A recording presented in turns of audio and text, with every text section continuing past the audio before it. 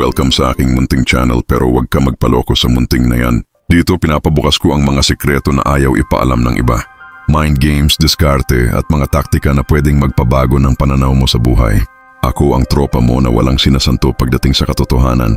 Kaya kung handa ka na, ilock ang pinto, ilagay ang earphones at sumama ka sa laro ko. Let's begin. Boss, tandaan mo ito.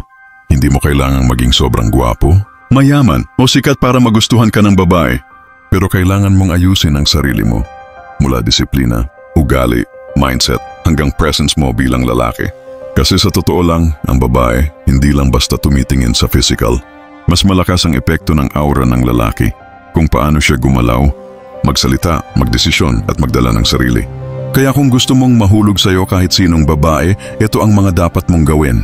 Hindi lahat ng lalaki kayang dalhin ang pressure ng relasyon. Minsan sa simpleng tampuhan, umabot sa pagmamakaawa. Pagmamakaawa sa taong wala ng gana sa'yo. Dito ka dapat matuto ng stoic calm. Hindi mo kontrolado ang emosyon ng ibang tao, pero dapat marunong kang kontrolin ang sarili mong galit, selos at overthinking.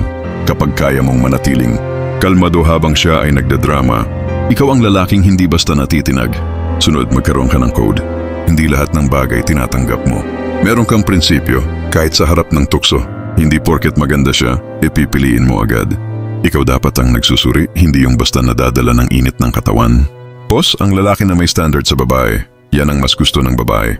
Kasi alam niyang hindi lang siya ang kaya mong makuha, pero siya ang pinili mo dahil may nakita ka sa kanya, hindi lang dahil sa katawan niya.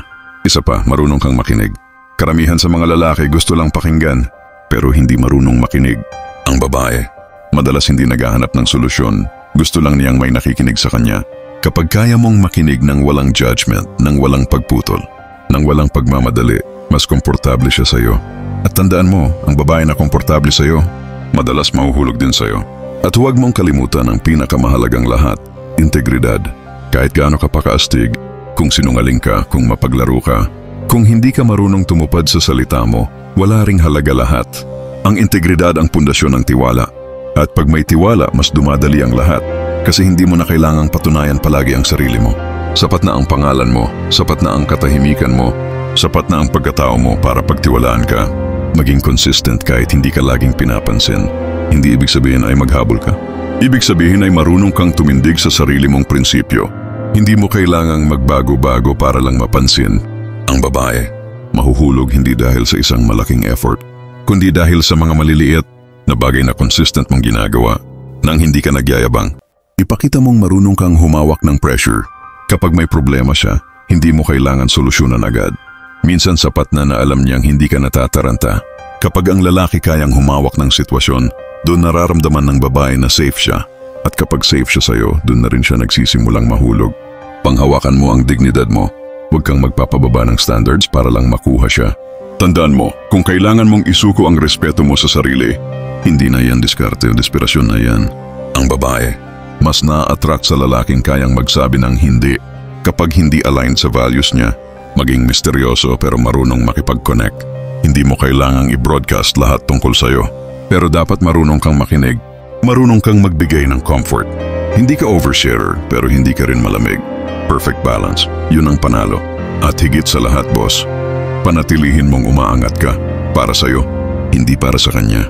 Ang babae mahuhulog sa'yo kung makikita niyang hindi siya ang dahilan kung bakit ka nagbabago, kundi ikaw mismo. Dahil gusto mong maging mas maayos, mas disiplinado, mas matatag. At kung sakaling dumating siya, sabay kayo aangat.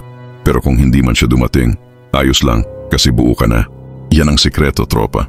Hindi mo siya hinahabol pero hindi ka rin malamig. Tahimik kang gumagalaw. Pero ramdam ang presensya mo. At yan ang hindi basta-basta kayang pantayan. Boss, sa huli, hindi ito tungkol sa kung gaano karami ang nahulog sa'yo. Ang tunay na tanong, gaano karami ang nanatili? At gaano kanila nirerespeto kahit wala ka na sa tabi nila? Ganyan kabigat ang epekto ng isang lalaking stoic, grounded at may diskarte. Hindi lang siya minahal, kundi hindi makakalimutan. Kaya kung hanggang dito andito ka pa, ibig sabihin gusto mo talaga mag-level up. Ipagpatuloy mo ito araw-araw. Practicein mo, hindi kailangan perpekto. Ang mahalaga, consistent. At pagdating ng tamang oras, hindi mo na kailangan maghabol ng babae. Kasi sila na mismo ang lalapit.